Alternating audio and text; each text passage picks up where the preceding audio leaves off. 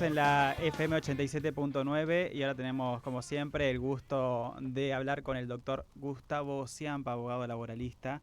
Hola doctor, ¿cómo está? Buenas tardes. Hola, buenas tardes, ¿cómo les va? Muy bien, agradecerle por estos minutos con la Radio Municipal de Florencio Varela para hablar sobre el decreto 340/25 y bueno, y esta suspensión, ¿no? Esta noticia que nos enteramos en las últimas horas de dos artículos específicamente. ¿Qué análisis le merece a usted al respecto de esto? Bueno, primero es un gusto estar en la radio, es un gusto estar en el programa con ustedes nuevamente.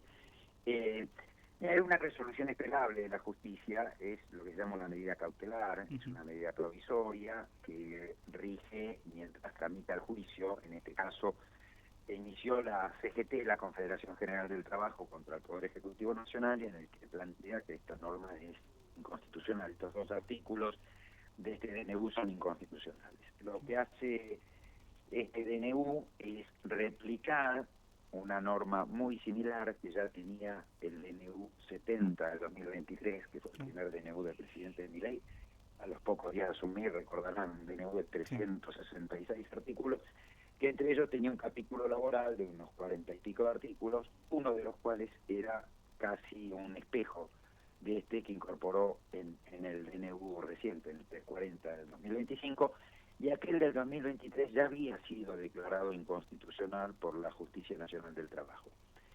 Inconstitucional por la razón de que en nuestro país, nuestro sistema constitucional, le impide al Poder Ejecutivo dictar decretos que tengan contenido sobre temáticas que debieron haber sido, llegado el caso, tratados y resueltos en una ley y no en un decreto. En nuestro país hay división de poderes, un poder ejecutivo, un poder legislativo y un poder judicial, cada uno de ellos tiene sus funciones y uno no puede atribuirse las funciones de otro poder. Esto tiene en la materia de los decretos una excepción, pero como tal es de interpretación muy restrictiva y es muy excepcional, que son los decretos de necesidad de urgencia, que Claro. son decretos que tienen contenido de ley, Ujú. pero que se emiten por decreto porque hay imposibilidad material de que se reúna el Congreso de la Nación, o bien hay una situación de crisis que requiere una medida tan urgente que no admite esperar el trámite normal de sanción de las leyes. Si no se dan esas circunstancias excepcionales, la propia Constitución dice que la norma dictada por el Poder Ejecutivo es nula, de nulidad absoluta e insanable. Este fue el vicio, uno, que tuvo el DNU del año 2023, y es el mismo vicio que ve, en principio, pues está bien que lo manifieste así, por ahora la jueza a cargo del Juzgado Nacional de Primera Instancia del Trabajo número 3, como para frenar este DNU. Es correcto porque la jueza terminará de definir su criterio en el momento de que tenga que dictar la sentencia definitiva cuando se termina el juicio. Ahora, agrego yo, esto no lo Ujú. dice la sentencia, este DNU es además inconstitucional por otras razones. Claro. Una, porque el Poder Ejecutivo no tiene facultades, pero además porque aun cuando saliera por ley sería inconstitucional porque viola un derecho humano, un derecho fundamental y un derecho constitucional como el derecho de huelga. Claro. Les cuento, si me permiten, de Sí. manera breve. El derecho de huelga está garantizado por la Constitución Nacional. La Constitución ordena proteger el ejercicio del derecho de huelga, garantiza el ejercicio del derecho de huelga, está además reconocido por tratados internacionales de derechos humanos como un derecho humano, y como tal, si bien los derechos constitucionales pueden ser reglamentados, que solo pueden serlo por ley, esa reglamentación tiene que ser razonable para hacerlos operativos, para hacerlos aplicables, no para impedir su ejercicio. Y lo que hace este DNU es casi impedir su ejercicio, Claro. lo limita de una manera irrazonable. A ver, la comunidad internacional, y cuando hablo de comunidad internacional me refiero a la Corte Interamericana de Derechos Humanos, al Comité de Libertad Sindical de la Organización Internacional del Trabajo, admiten que en determinados servicios la huelga pueda tener restricciones. Estos servicios son los que llaman servicios esenciales. Servicios esenciales no quiere decir que los que no sean esenciales no son importantes. Esta calificación de servicio esencial se refiere a servicios tales que admitan que en ellos haya alguna restricción, alguna limitación al ejercicio del derecho de huelga. Y son aquellos cuya interrupción total o parcial puede poner en peligro la vida, la salud o la seguridad de toda o parte de la población. Esto se lo establecía la legislación argentina, ¿eh? Claro. Y estos servicios son los servicios sanitarios y hospitalarios, la producción y distribución de agua potable, energía eléctrica y gas, y los controladores de tráfico aéreo. Estos son los únicos servicios esenciales en sentido estricto del término, en los que lo que se admite, la restricción que se admite, es que tenga que prestarse durante la huelga un servicio mínimo que sea el mínimo indispensable para no poner en peligro la vida, salud o seguridad de toda parte de la población, pero que en definitiva permita que el ejercicio del derecho de huelga genere su impacto, que es causar un daño. Claro. El daño es la presión para que los trabajadores y trabajadoras puedan tender a lograr su reivindicación o la defensa de su interés o de su derecho. Ahora, estos servicios mínimos no pueden ser de tal entidad que transforme a la huelga en inoperante. Claro. Esto lo dice además la Corte Interamericana de Derechos Humanos.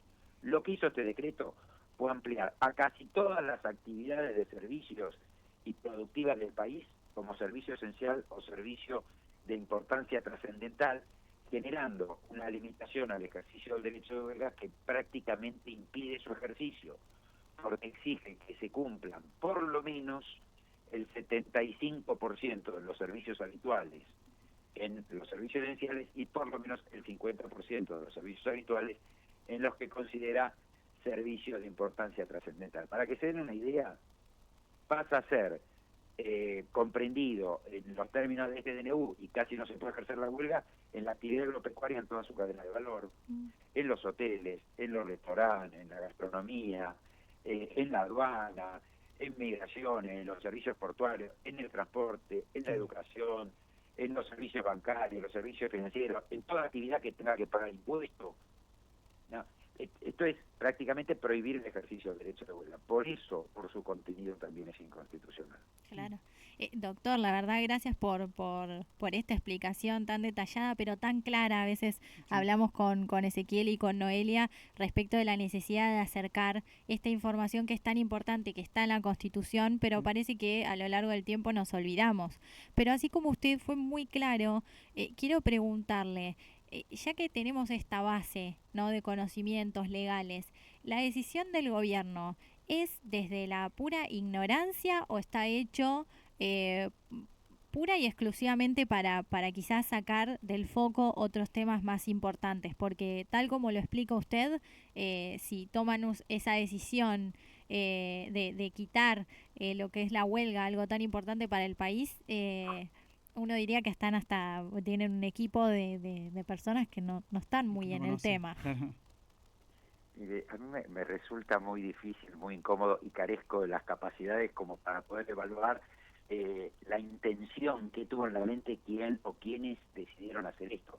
Lo que sí, en algún momento en una nota con un colega de ustedes dice si tiene que haber algún despido en el Estado de la Secretaría Legal y Técnica de la Presidencia de la Nación, porque, digamos, los demás despidos en el Estado no se justifica ninguno. Ese sí estaría justificado, pero por mal ejercicio de la función, Claro. porque esto ya fue declarado inconstitucional hace Claro. 1 año y 4 meses. Dije también que este es el primer caso, creo yo, no lo analicé esto que voy a decir ahora detenidamente, pero debe ser el primer caso en la historia de la legislación argentina que una norma es declarada inconstitucional 1 año y medio antes, 1 año y 4 meses antes de que entre en vigencia. Claro. Porque esto es réplica de la norma que ya le declararon inconstitucional.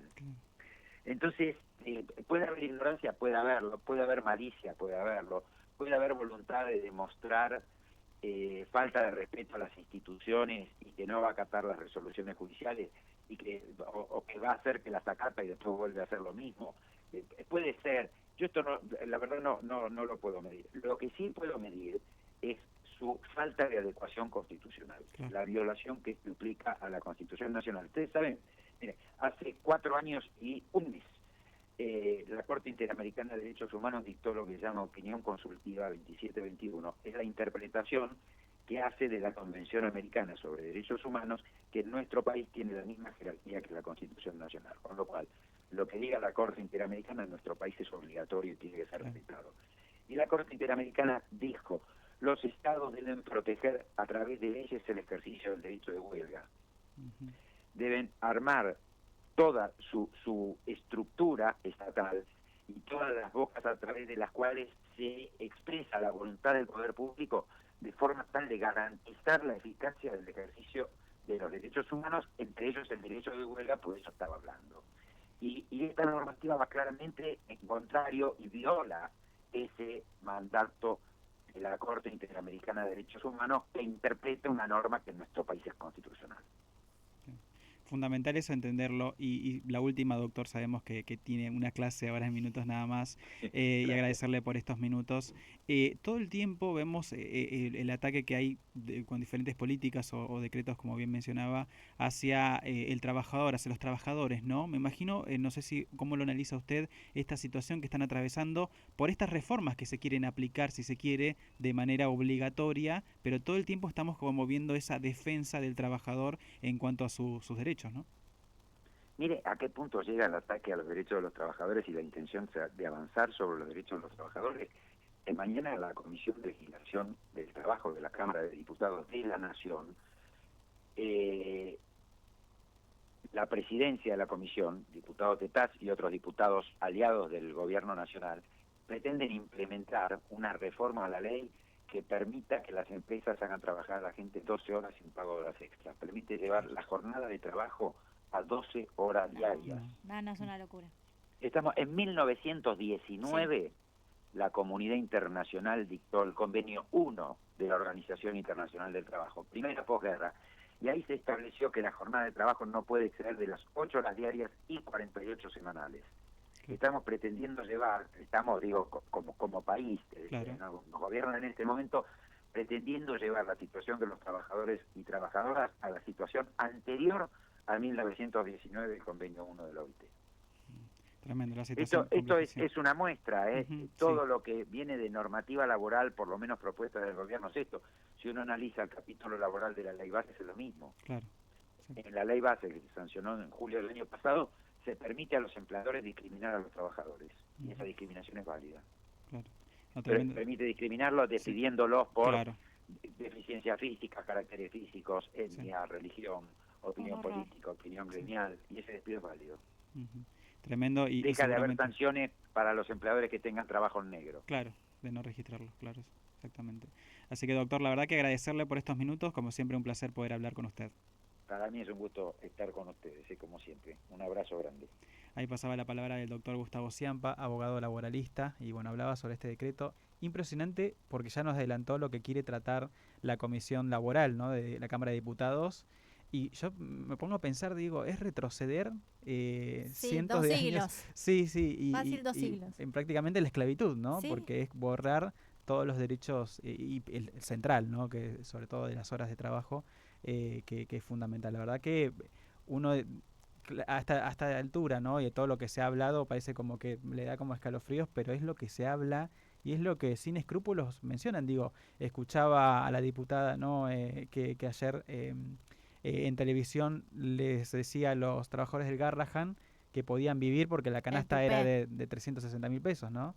Entonces me parece ahí terrible lo que está pasando y cómo se ataca a los trabajadores. Pero va un poco desde lo discursivo, ¿no? Que venimos viendo el tema de los ñoquis, el tema de que no quieren laburar, el tema es que siempre relacionen al argentino como que no quiere laburar. Sí. Y esto lo hablamos las veces anteriores, o sea, los argentinos y las argentinas se levantan todos los días temprano a la mañana, lo ves en el tren, lo ves en el colectivo, la gente va a laburar, vuelve a las 7 de la mañana, la gente que trabaja de noche. Este país se construyó en base al trabajo y con un fuerte eje en el trabajo como ordenador social, que te da la posibilidad de irte de vacaciones, de tener un ingreso, de darte un gusto. Es increíble, pero a la vez es como que cobra más sentido entender que durante tantos años en los medios hegemónicos hayan instalado este concepto de los planeros, de la gente que no quiere ir a trabajar. Bueno, es para esto. Es para esto, es para llegar a este momento. Vamos a una breve pausa y enseguida ya venimos con el cierre de Infocracia aquí por la Radio Municipal de Florencio Varela.